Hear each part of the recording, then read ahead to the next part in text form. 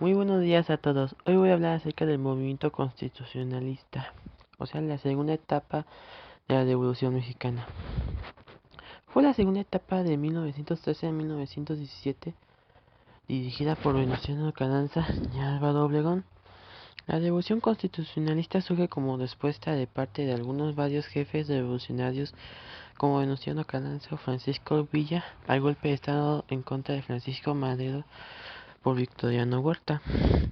Poco después surgen las diferencias entre los revolucionarios que participaron en el derrocamiento de Victoriano Huerta, por un lado villista y zapatista, y por el otro lado Obregón y Carranza. Luego de 2 años de lucha, Villa fue finalmente vencido en la batalla de Celaya y los Zapatas son vencidos por los constitucionalistas, y Carranza pudo afianzar su gobierno en Jalpan de Cedra, Querétaro.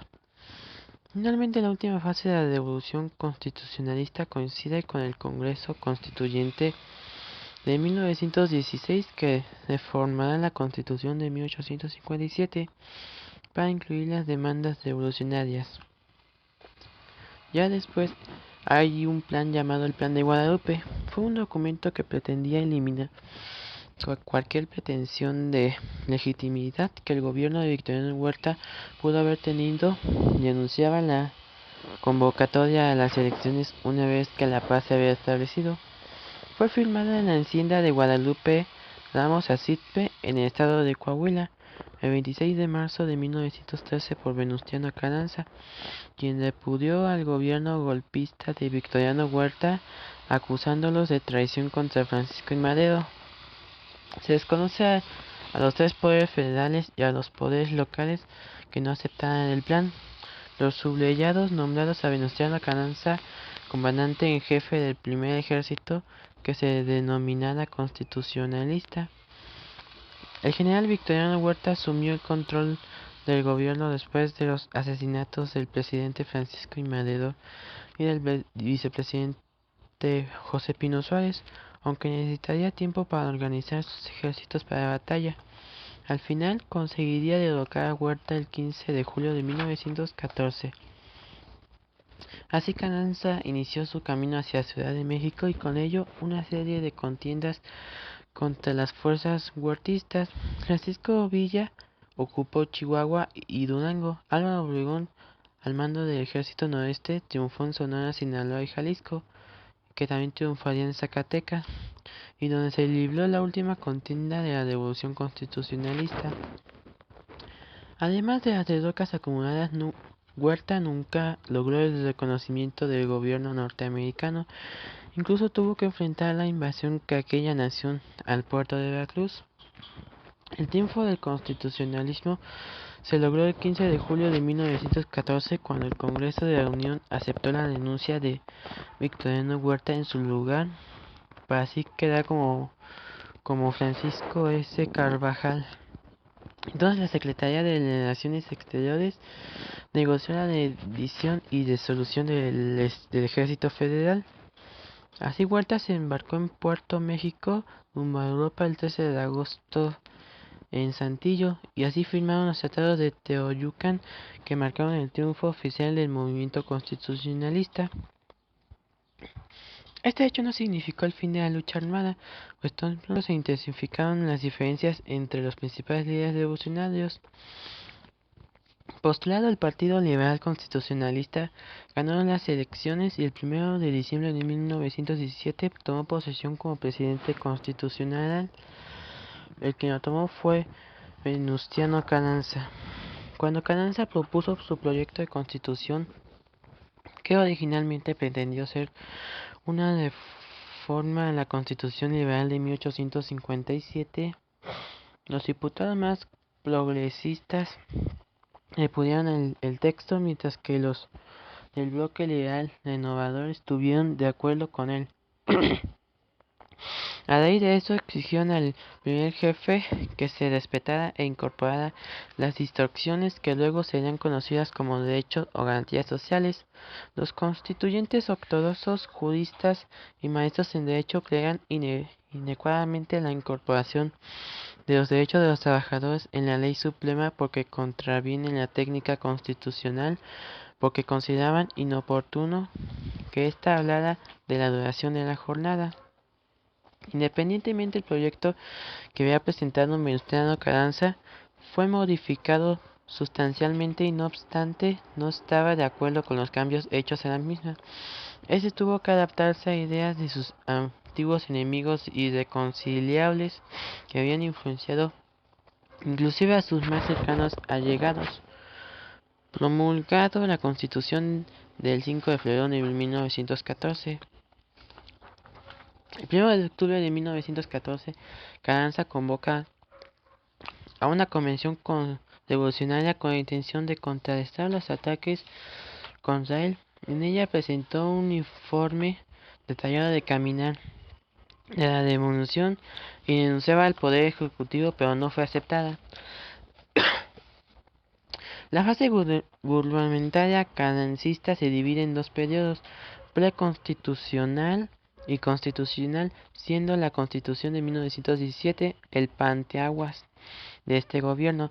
El primer periodo se caracterizó porque permanecían en armas de los villistas y de los zapatistas, y otro de los mayores problemas del año 1917 fue diplomático y militar, ya que como represalia por la incursión de Francisco Villa al pueblo de Columbus, el gobierno norteamericano envió tropas para combatir a los revolucionarios, las cuales permanecieron en México un año. Para llevar a cabo la transición del progreso revolucionario a la creencia de un nuevo estado,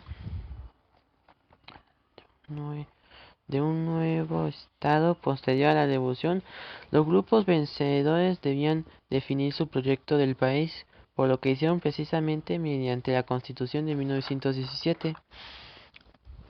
En términos preparativos, los que más preocupó y ocupó a don Venustiano Carranza fue que llegaran a Querétaro una amplia mayoría de simpatizantes suyos, en concreto colaboradores del apartado gubernamental, ya fuera de nivel local o federal. Hombre memorioso, tenía muy presente que la convención con una mayoría de elementos contrarios a él había terminado por declararle la guerra.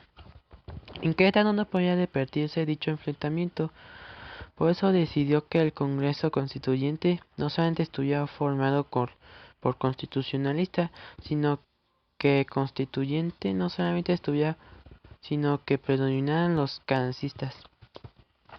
El 22 de octubre se efectuaron las elecciones para elegir diputados al constituyente. El 1 de diciembre de 1917, ante la presencia de 151 diputados, declaró abierto el periodo único de sesiones.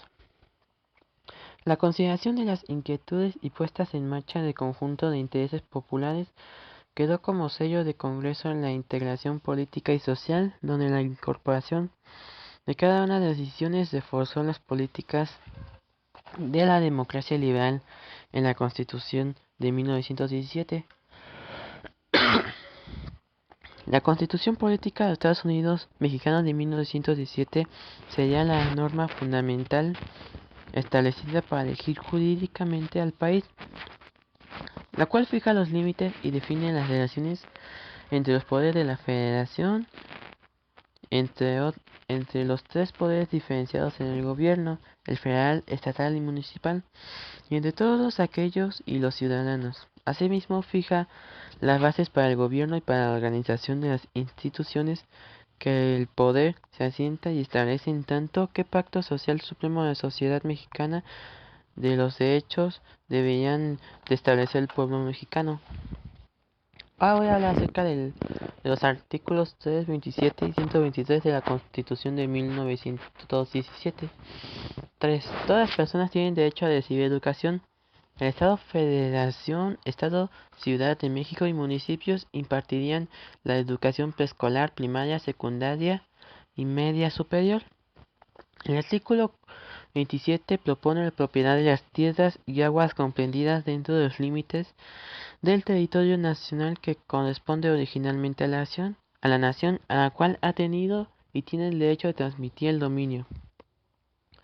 Mientras que el artículo 23, todas las personas tienen derecho al trabajo digno y socialmente útil. Al efecto, se promoverían la creación de empleos y la organización social del trabajo conforme a la ley. El Congreso de la Unión, sin intrapalecer a las bases siguientes, deberán expedir leyes sobre el trabajo, las cuales regirían entre los poderes de la Unión y sus trabajadores, así poniendo como conflicto entre el Poder Judicial de la Federación y sus servidores serán resueltos por el Congreso de la Judicatura. Los que se susciten entre la Suprema Corte de Justicia y sus empleados podrían ser resueltos por esta última. Si más bien la Revolución Mexicana duró, duró como 7 años, con dos etapas, que fue la de Madero y la de Carranza. Estos fueron una de las historias más grandes e importantes para la Ciudad de México y para todos los lugares de este hermoso país. Yo soy Ricardo Iván Cuadalosa y aquí se acaba el video. Espero que les guste y que le pongan un like. Yo me despido.